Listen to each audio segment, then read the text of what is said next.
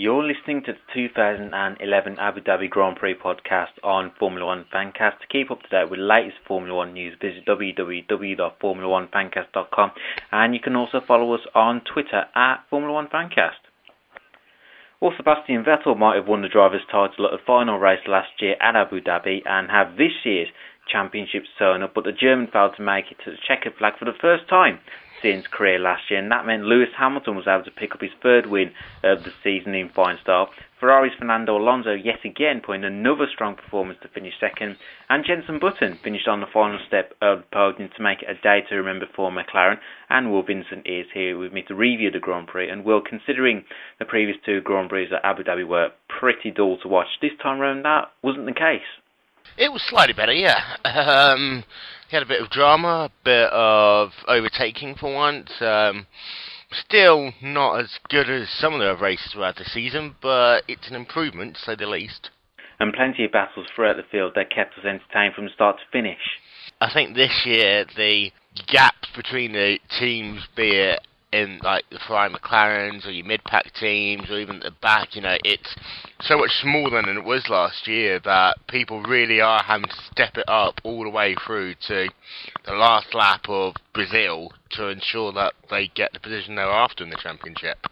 Well, there's only one place where we can really start, and that's with McLaren and Lewis Hamilton. A brilliant drive wheel from Lewis, and it was great to see the smile back on his face. Yeah, and about time too. Yeah, good solid race from Hamilton. It did look as though until literally the dying moments of Q3 he was going to be on pole position. He would have actually been on pole if he had set the same time he'd set in Q2. He did a good job. Front row of the grid, good start. Obviously didn't really need to overtake Vettel, but then it was just a case of drive away into the sunset, the same way Vettel's been doing all year. And you talk about turning points in the career. How big a weekend in Abu Dhabi could that be for Hamilton? We said that he needed a victory before the end of the season, just because he wouldn't go into the winter with that niggling feeling of how he didn't get anything out of the season, really that well. And the fact that he has now managed to score a victory, it'll put him in good stead for Brazil, and now he can relax, have a bit more fun, and he's kind of got it under the belt, so the pressure's off now. And at least this win will give Lewis something to build on in Brazil and for next year. And no doubt all of us in 2012 want to see the Hamilton we saw in 2007 and 2008.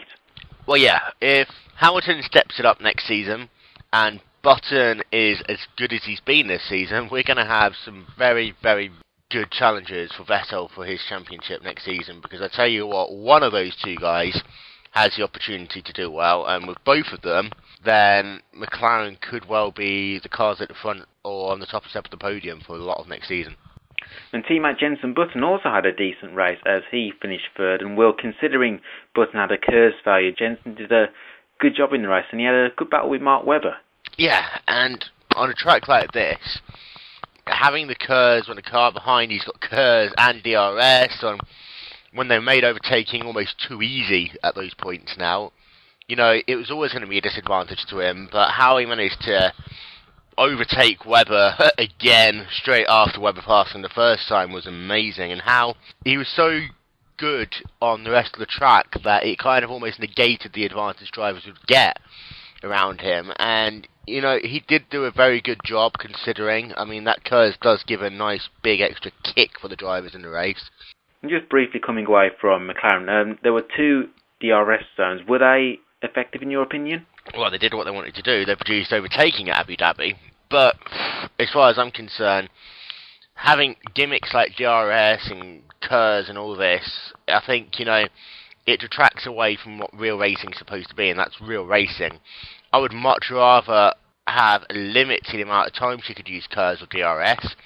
Say you could use it 10 times a race, or not have it at all and just work on finding a way to, get the cars to have so much little mechanical grip compared to what they have now. Because taking downforce off is, you can take downforce off, but you'll just replace it with mechanical grip. You need to find a way of reducing the mechanical grip and the downforce, and then you'll get overtaking like you used to get 15, 20 years ago.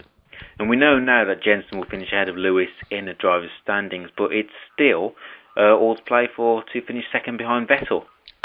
Yeah, and it's still an interesting battle going into Brazil. Obviously, Button likes Brazil. It's a track that seems to suit him rather well at times, not so at other points, but I think that it'll be interesting. I think Button can do it. It just depends on how well the team gets to Brazil and how quickly they get out the box. And a nice moustache Button's got. November, yes. And good on him for supporting a good cause there. Okay, well, Fernando Alonso split the two McLarens as he came home in second. The Spaniard is still in contention to finish second in the Drivers' Championship. Will, another solid performance from Fernando, and he kept Hamilton honest throughout the race. Yeah, and Alonso is very good at being consistent at this late part of the season. That's what a benefit to him is. And Alonso's always been rather good here. I think, for Ferrari, it's a case of rebuild as much as possible. Get what they can out of this car while looking at next year. But remember that the Tifosi, the Gazzetta dello Sport over in Italy, won't take anything worse than absolute perfection from Ferrari. So they've got to do whatever they can to do well. And I'm sure Alonso, Massa, Luca de Montezemolo and the Ferrari hierarchy will be hoping 2012 is a year where they avoid being the third best team. Well, yeah, to be fair, the Italians had it rather good for a large proportion of time. And all of a sudden they're having to deal with the fact that they're not the best team in Formula 1, but at the same time they will be back. They're Ferrari.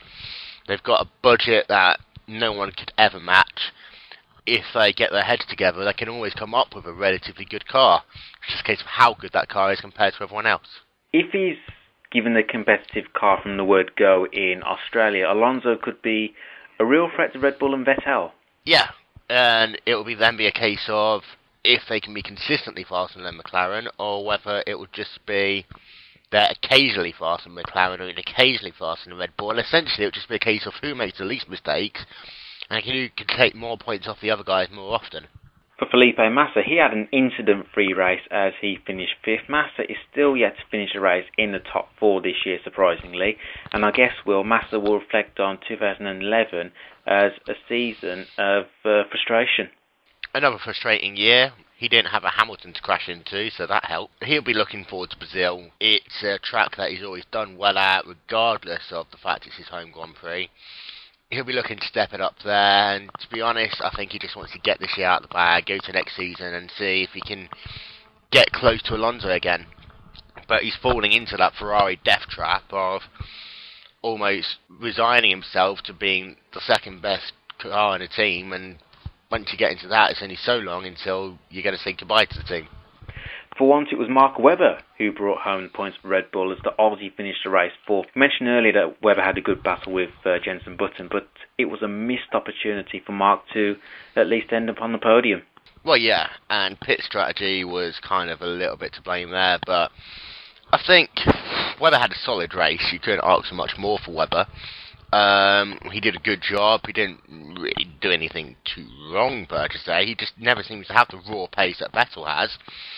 And it shows, when Vettel gets taken out of the race, Webber still can't capitalise and take the win that otherwise could easily be his.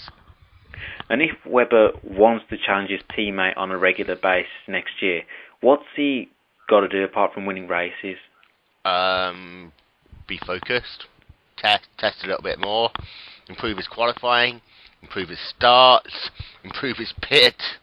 There's a lot he can do. They're all little things, but there's little things that find you thousandths of a second in qualifying, and then it's the little things that give you that, extra half a second in race pace that makes a difference between being stuck behind someone for a stint or being in clear air and being able to drive away. And it's just amazing how much of a difference small things can make. Oh yeah, we all know Vettel is the king of taking the start of the race, building up a 1.x second gap in the first couple of laps so no one can overtake him, using curves and just driving off into the sunset. And if Webber could just improve on that, for example, his race starts, his qualifying performance where he's on the grid, then he's got half a shot. But until he does that, he's never going to be able to outperform Vettel on a regular basis. Well, no doubt the neutral will have been delighted to see Sebastian Vettel having to retire from the race on lap 2, but Will, it was unfortunate circumstances in which Seb was forced to retire. Well, yeah, some could say it's about time. Personally, I think I'd rather have seen him at least carry on and at least try and score points. But at the same time, you know, a lot of people's now going to be worried how many thousand miles ahead he's going to be at Brazil, because he always seems to bounce back from a bad result. I think, though, that for Vettel, it was a weird incident. People blamed the curves, people say he might have had a slow puncture, people said the tyre might not have been loaded on properly, I don't know. But it was a very weird incident. It's one of those freak things that only ever happens once in a blue moon. And better to have a DNF towards the end of the season knowing that you've already been crowned world champion. Well, yeah, the pressure's off him now, so it doesn't matter whether he comes first or 24th, apart from personal pride and wanting to be better than everyone else. But to have it now, after a string of very, very, very, very, very good races throughout the season, you know, that's what made him world champion. He was just consistently good. And Red Bull, once again, seemed to find a way of making his car faultless. Perhaps a little bit of a disadvantage to Webber, but it always seemed to be that Vettel's car was rock solid. Nothing could ever go wrong with it, and it's probably be a bit of a reality check for Vettel as well, and possibly a reality check that some might say he could need before the end of the season, just to remind him that not everything will always go to plan. Despite retiring, Vettel remained in the team garage, and he also went on pit wall, and that speaks for itself, doesn't it? Well, yeah, Vettel is one of those drivers that he lives and breathes the team, and the team does better because they know that their driver is so committed to them.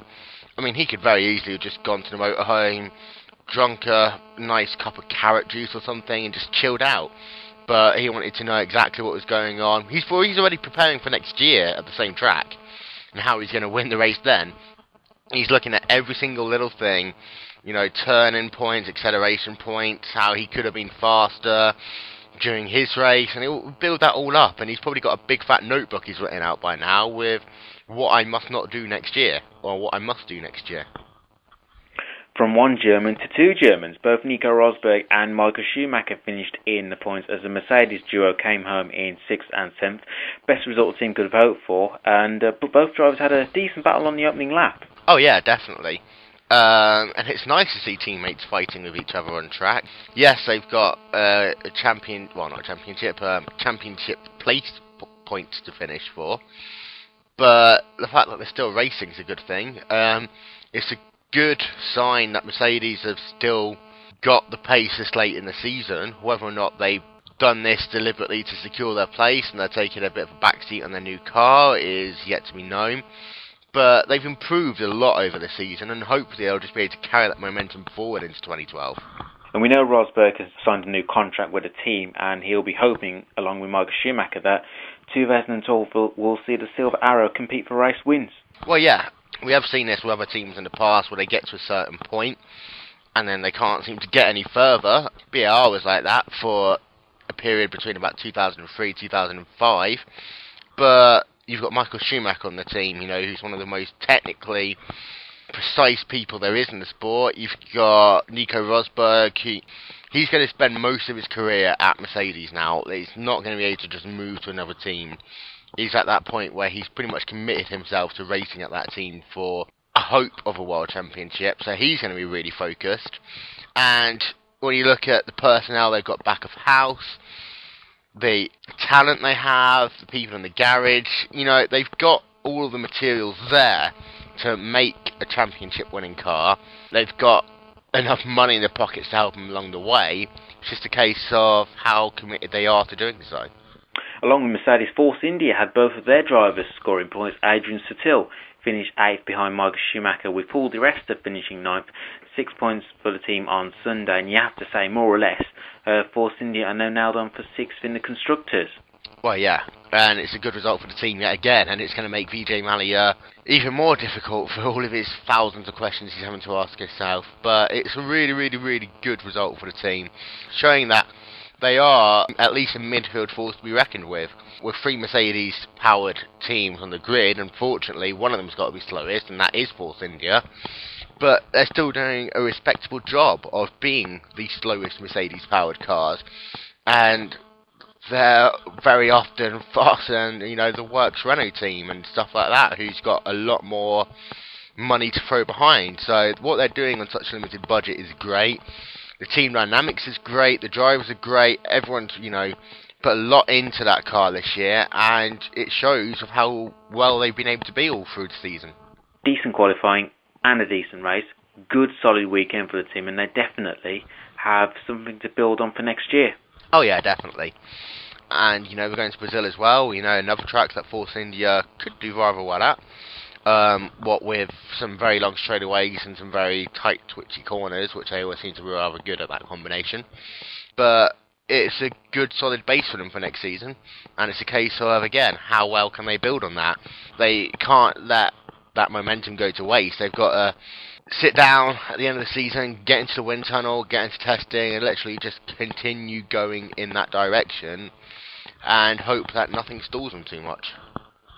Well, the second half of the season has been a disappointing one for Kamui Kobayashi, but the Japanese driver finished 10th to pick up a valuable point for Sauber in their battle with Toro Rosso for 7th in the Constructors' Wheel, a priceless point for Kobayashi and Sauber. Yeah, and it's good to see Kobayashi bouncing back after what has been a rather difficult second half of the season for him.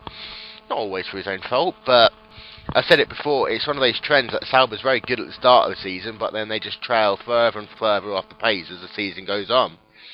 You've seen it all in the days, in the 90s, you saw it with Raikkonen in 2001, you've seen it over and over again. It's just something that Sauber can't seem to put a solid program for the entire season, and you can say, okay, we can score 5th place now, Australia, but come, the likes of Abu Dhabi, Korea and that, we're going to be struggling to get into the points.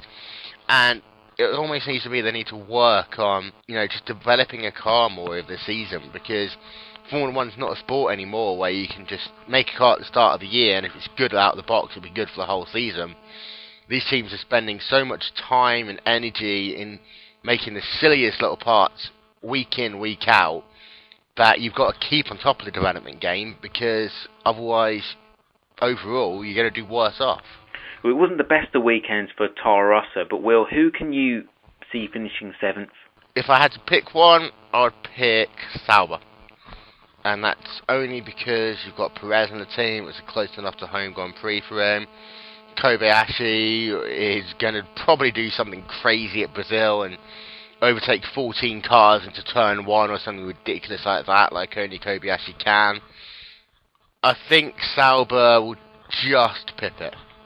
And just finally to touch on Williams, Saturday was a disastrous day for the team as Rubens Barrichello was unable to set a time in qualifying, and teammate Pastor Maldonado was given a 10th-place grid drop after using his 9th engine this season, and despite starting from the back, Rubens was able to sieve his way through the field to finish 12th. A good effort from Barrichello. Good effort. Shows he's still got the heart to at least drive the race car, not fall asleep.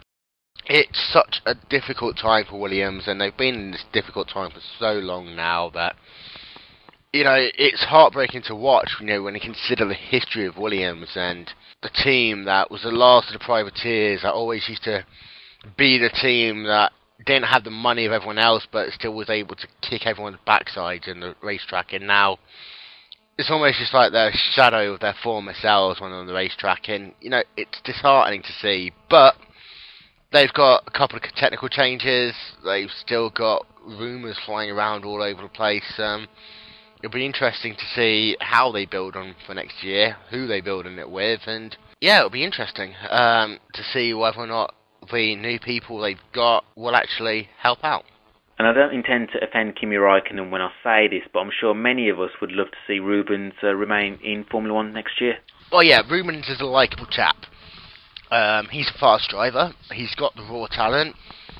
Admittedly, yes, his career might have gone on a little bit too long now. But at the same time, he's still faster than some of the guys out there. He's still got more passion than some of the guys out there. And for some teams, actually, he'll be an asset with the amount of experience he has. Well, thank you very much, as always, for coming in to review the Abu Dhabi Grand Prix. Just a heads up on the final podcast of the year, we'll be reflecting on the final race of the season at Brazil, as well as assessing how all the teams fared this year. And of course, not forgetting, we'll have our Formula 1 FanCast End of Season Awards. This is an opportunity for you fans out there to take part. There are 10 different categories in this year's End of Season Awards. Just go for them briefly. The first award is Team of the Year. Number 2, Most Improved Team of the Year. Number 3, the Worst Team of the Year. 4th, Driver of the Year. The 5th category, Most Improved Driver of the Season. Number 6, the Best Grand Prix of the Season. The 7th category, Rookie of the Year. Number 8, Best Overtaking Manoeuvre of the Season. Number 9, 2012 team to watch out for. And finally, the funniest moment of the season. You can go to my Twitter page, at Baggies20, and there'll be a post labelled at Formula 1 FanCast End of Season Awards. If you click on the URL link provided, you'll be taken to an online form where you can submit your votes for this year's End of Season Awards. You only have until midnight on the 30th of November to submit your votes, to get voting. So just a reminder, if you go onto my Twitter page, at Baggies20, there'll be a post labelled at Formula 1 FanCast End of Season Awards, and you can click on the URL link provided and you'll be taken to an online form where you can submit your votes for this year's End of Season Awards. You have only until midnight on the 30th of November to submit your votes to get voting. But for now, from me and Will, cheerio. Bye bye.